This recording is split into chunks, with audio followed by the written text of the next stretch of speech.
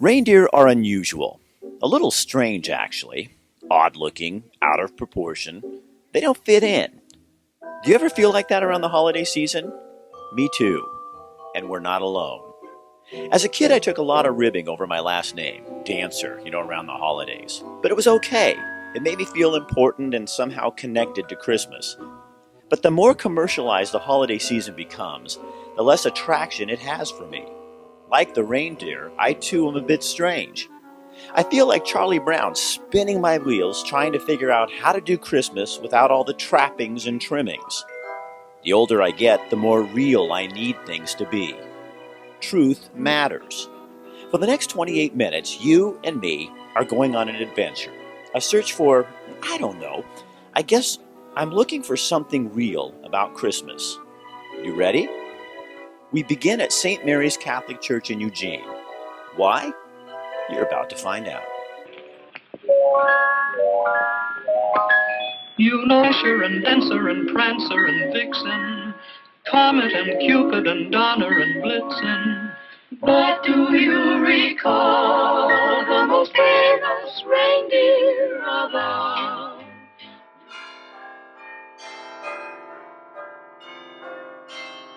We talked with singer-songwriter Tita Luisa Freitag about our search for a real Christmas.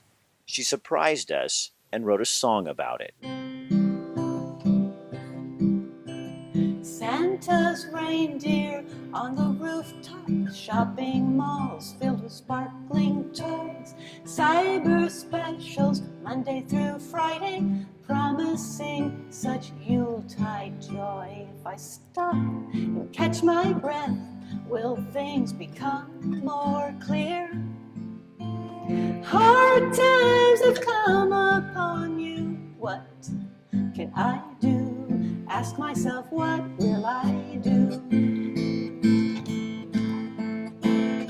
Stop and notice, stop and listen. Feel grateful for what's been given. This season is a chance to open up my life. I saw you on the news. You needed a coat, a gift, a place to live. Hard times have come upon you. What can I do? Ask myself, what will I do? I saw you on the news.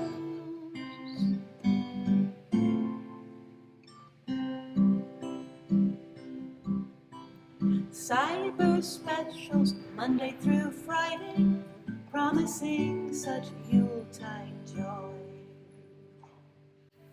Whether you see Christ as a historical figure, or someone you follow, or a savior, his life and the celebration that bear his name have very little in common. Christmas is more about buying and selling and getting, and the stress than it is the things Christ represented, which were serving and giving and challenging the status quo and taking care of the poor. Christmas celebrations tend to focus on marketing, money, excess, and overdoing it. Christ was drawn not to the powerful and the mighty, but to folks who were often ignored. We heard a story about a man and his unusually large heart. His name is Billy.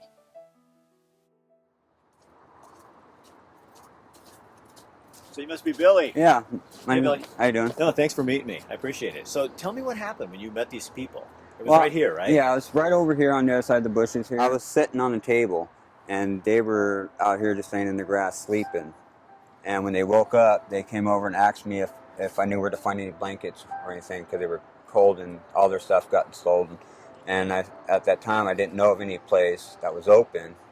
So I thought, well, I got some sleeping bags at home in the shed that just sitting there. And so I went and got some food, some sandwiches and some chips and some drinks, and I brought it back to them. Why'd you do that? It's kindness in my heart. I just felt sorry for them. I don't have a lot myself, but what I do have, I don't mind giving it if I haven't. Now why? That's not real normal in our culture, Billy. Right.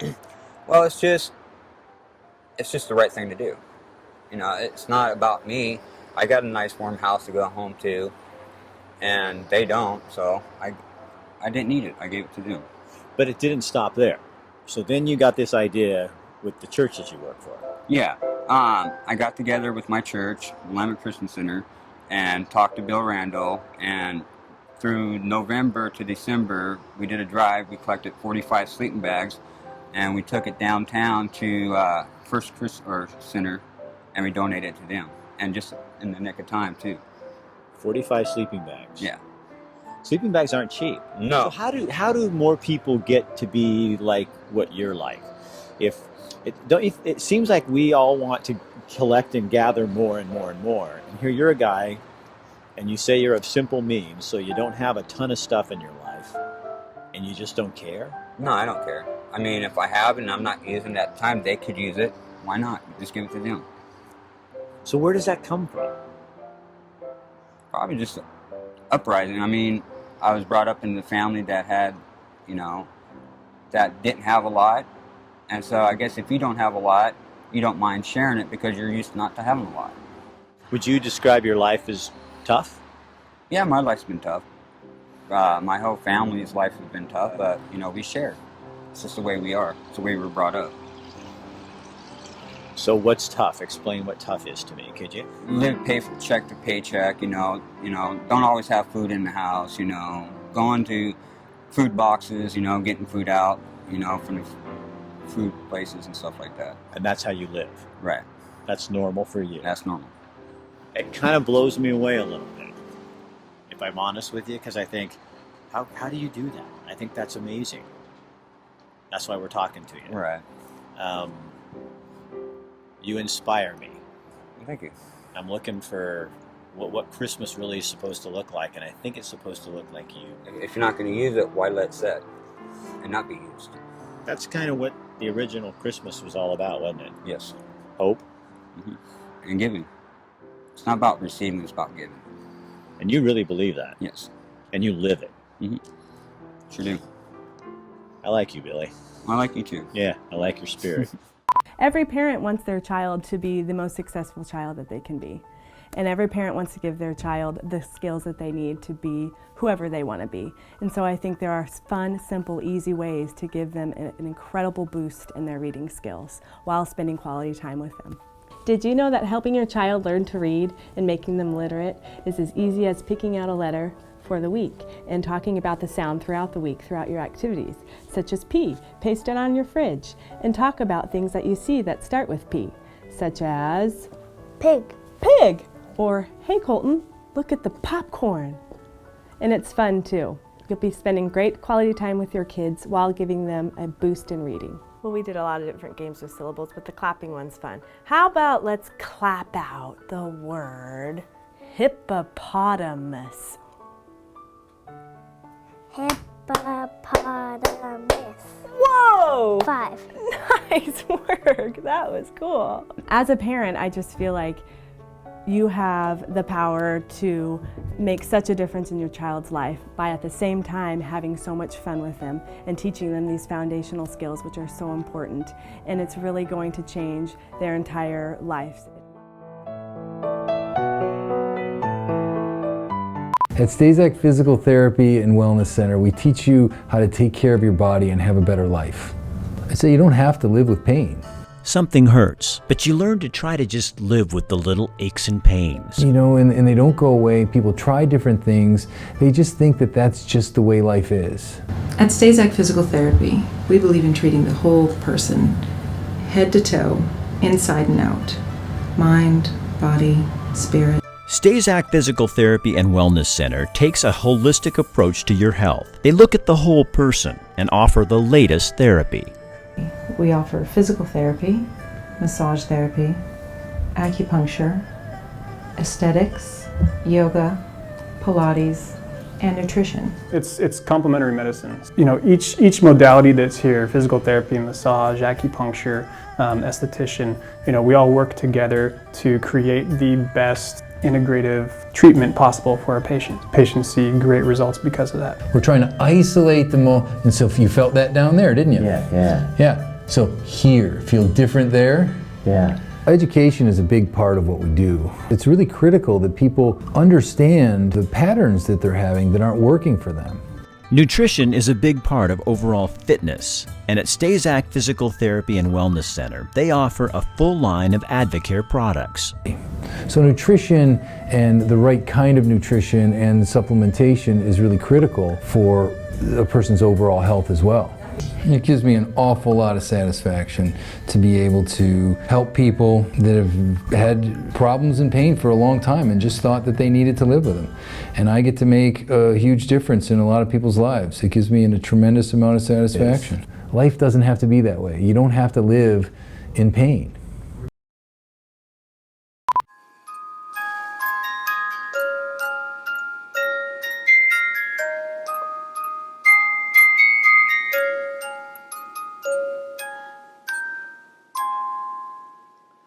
It's easy to forget the meaning behind the tradition. Our culture craves marketing any celebration that it can. We sat down with a new friend of mine, Rabbi Yitzhak Husbands Hankins, to talk about the importance of the meaning behind our festivals. There's a challenge for us all. There's a deep spiritual essence to the festivals. They really weren't about the marketplace and what we'll buy, what we'll consume. The lessons, the essence of, I can speak from the Jewish tradition, and I trust wholeheartedly that the Christian tradition has a parallel spiritual essence that is somehow getting covered by the materialism of our society today. For Jewish tradition, Hanukkah is about light in the darkness. It's about believing in a dimension of reality that's beyond material. It is about spirit. To indulge in what I would have to say from a personal perspective might be senseless consumption of stuff that has nothing to do with the meaning of Hanukkah, would be a missed opportunity to really elevate the moment, to not diminish one another in this world, but to truly seek to see the best, the godly aspect in each person. And I would like to say that I think that that's what the Hanukkah light is, to help us seek and to look for and hopefully to see. And I hope that in the Christian faith, that's what we're looking for, not another sale and another Christmas present for so and so. And I hope that's what we're doing. I'm sure that you are. It's a real pleasure to spend some time with you. No, Rabbi, thank you so much for sharing this with us. It's a delight to spend time with you. Yeah. Truly.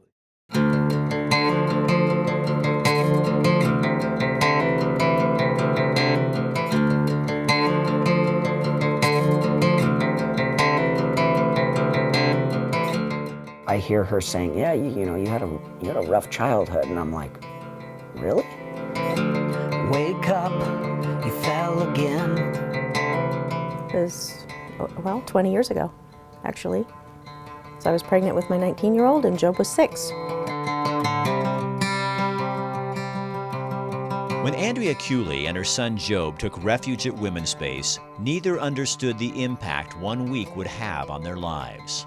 I was pretty well caught up in a really emotional time that week, and so I was spending a lot of time utilizing the services. I mean, I remember talking to a lot of people and trying to get emotionally available for him because I was a wreck. Wake up, this is real. I think I might have, skewed memories that are just covered by perspective. But it's never too late. It's never too late, especially if you have kids. That's how I look at it. I mean, I stayed off and on 18 years, and not just one abusive relationship. And I guess that's the thing I would tell other women. Don't ever be afraid to ask for help. You're better and stronger. Now I'm gonna get that teary thing. You're better and stronger than you know. And it took 20 years to find out I was better and stronger than I knew. What Women's Space volunteers and staff did 20 years ago changed the next generation in this family and gave hope and inspiration to a young songwriter and his mother. Now I feel like, as an adult, it's like, I can take on the world. That tells me Women's Space works. It's a wonderful place to go when you need help.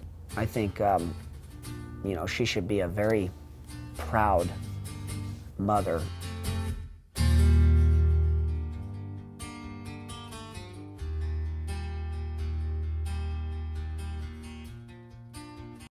Christmas is supposed to be radical. Christmas should be disturbing. Christmas is passionate, and passion isn't found on a Christmas list or at the mall. It's found in pain and in life, in good days and bad days. It's found in a willingness to start over. Mike played in a band for a lot of years. I've been here 17 months, going on 18.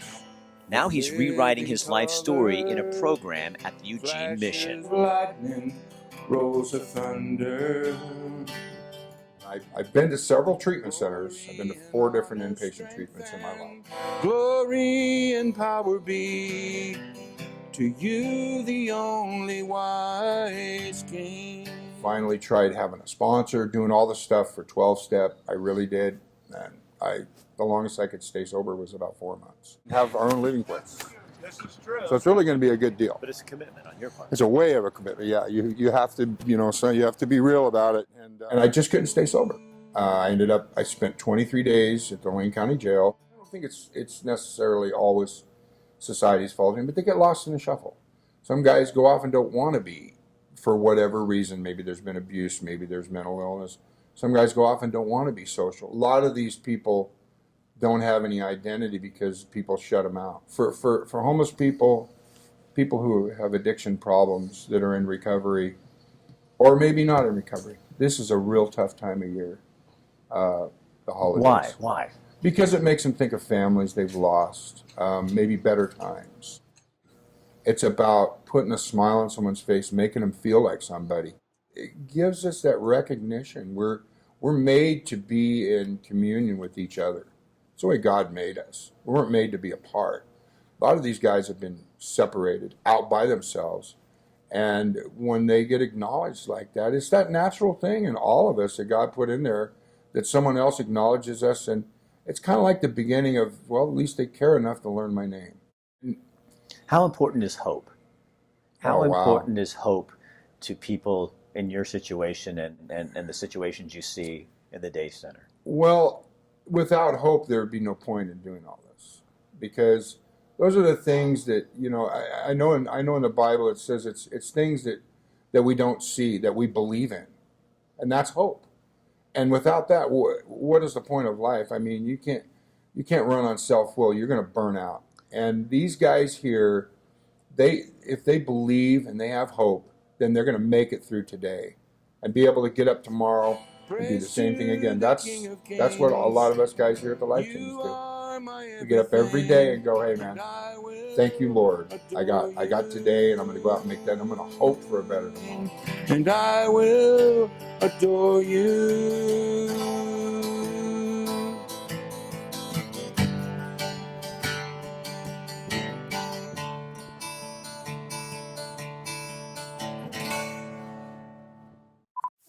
But come on, Rick, celebrations are not all about seriousness and introspection. They're about community and a willingness to stop and participate in what's going on around you.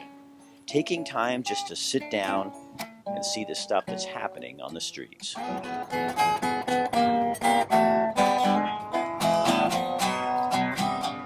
They call me back to Santa. Come around by the break of day.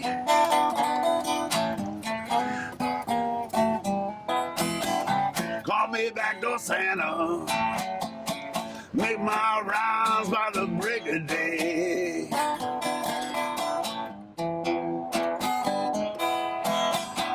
Keep all the little girls happy when their boys are out to play.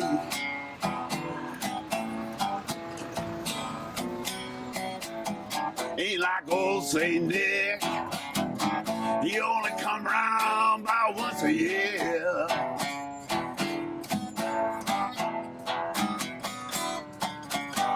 Ain't like old St. Nick,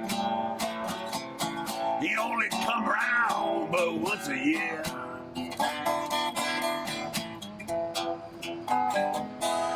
But I come running with my present. Christmas, honey. Every time you call me dear.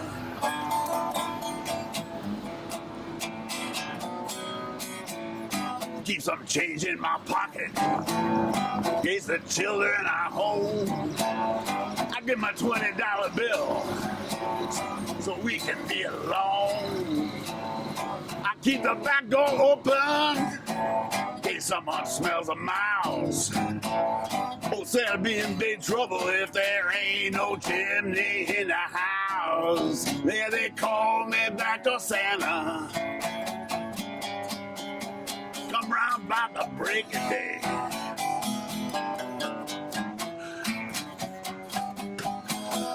Keep all the little girls happy while their boys are out to play.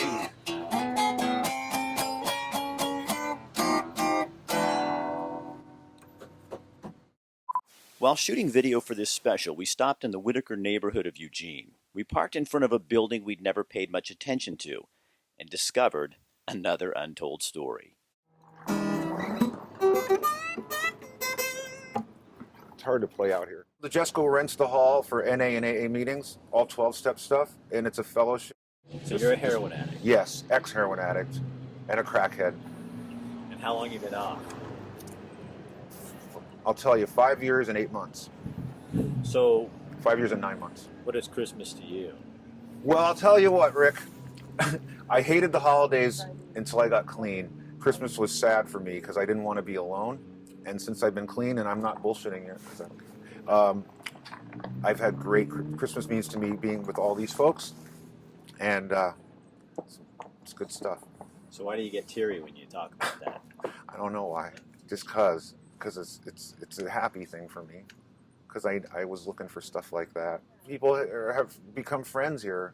And you're all getting clean. Yes. Do you think people would be amazed what goes on in this building? Would here in the heart of the Wit is this little place that just is. I think they would. Sometimes I'm amazed. I'm really so thankful to be here. So isn't that what Christmas is really about? Yeah, you're making me cry. Because it's good, isn't it? Yes, it's a great thing. Yeah. So do you think too many people, maybe we live our lives too much on our own? Yes. Together. It's okay to depend on other people? Totally. Yeah, that's this whole secret. Don't be in isolation. That's what you didn't understand, huh? That's what we do in I understood it, but I didn't know how to do it. That's the difference. And now you do. And now I do. Okay. Just be honest. Merry Christmas. It was great to meet you. Yeah, it's Merry Christmas. All right. Yeah, it was fun. Christmas is supposed to be hope for the hopeless, not just another sale. It's about a second chance, or a third, or a fourth. Christmas is about changing the way you think of the world around you.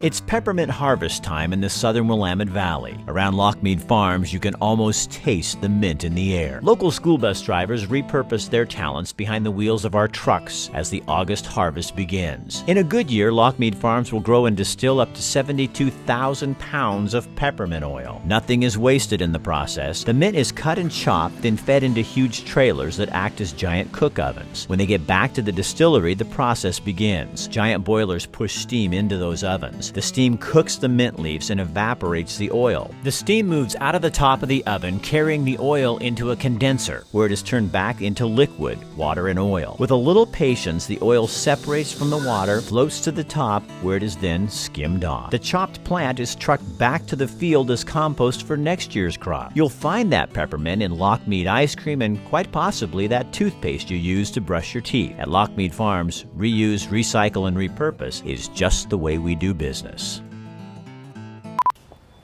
Hey Bill, ready to shoot. Where's Rick? Oh, Abe's here from Ranchito. Tell me we're replacing Rick. Tell me.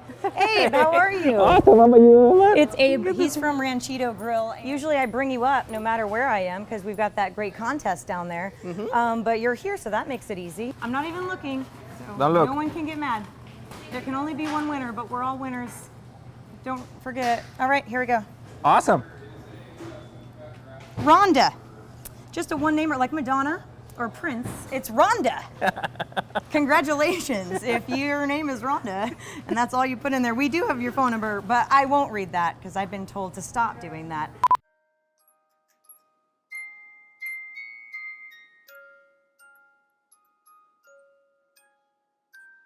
My name is Dave Williams. I work with Hosea Youth Services. I work with at-risk and homeless youth here in Eugene, Oregon. My past is I grew up like these kids at Hosea. I grew up on the streets. I spent a couple years, actually as a middle schooler, on the streets, and then on and off again through my high school years. I think Christmas just definitely gets in that self-entitlement mentality where it becomes all about us and what I want for Christmas, what the presents I want. And you forget, you know, for a lot of these kids that I work with, when Christmas comes, you're just throwing everything they don't have in their face. And so walking down the street or seeing families out loving on each other, they don't have any of that. So if Christmas for them is the complete opposite of what it is for a lot of us. What could this community do if we really Mhm. wanted to take that spirit of Christmas and say, you know what, Mhm. giving people food and Mhm. help and assistance at Christmas time is Mhm. good, Yeah. but it is not enough. It isn't enough. And I think even with that, though, to give food with no strings attached is something that would be really neat to see. What do you mean? What do you mean, strings Well, attached? a lot of times I think we give food so that we can pat ourselves on the back and go, look what we did this Christmas, and then go home. Ouch. Yeah. And I think that's what the fear with that is that we never really looked at what we're doing to help that kid. If you give food and you get to know him, get to know his name, spend some time with them, and then chances are you're going to see him around the streets again, just going shopping and around the grocery stores. You know, and that does two things. One is you build empathy. And I think if we build empathy, then we're going to find more ways we can serve here. And what it also tells the kid is that it's not just some good old feeling I have. I really want to help you the best way that I can. Because when you were on the streets, could you smell that? Oh yeah, oh yeah. A lot of people would come up to me, and especially around holidays, and yeah, give me something or tell me they're praying for me or something like that. And they didn't even know me. They didn't even ask my name. You know, so how much are you really doing that for me? Instead, you're doing that for yourself. So you have had cancer, Mhm. and you have it again. Yeah. Mm-hmm. And it's terminal. Yeah. Mm-hmm. So what? Yeah, and when I got sick and now said, hey, you have 10 years to live, it focused me completely to say, you know what, it's not about any of that. It's about serving as many people on my way out, you know? And so that's maybe my life goal after that. If you believe in the Bible, you know, the wise men, they actually, they're the one, they gave gifts. That's what it was about. It wasn't receiving anything, it was they came and they gave, you know? And when you take that and you say, what is the things that we can give to someone else?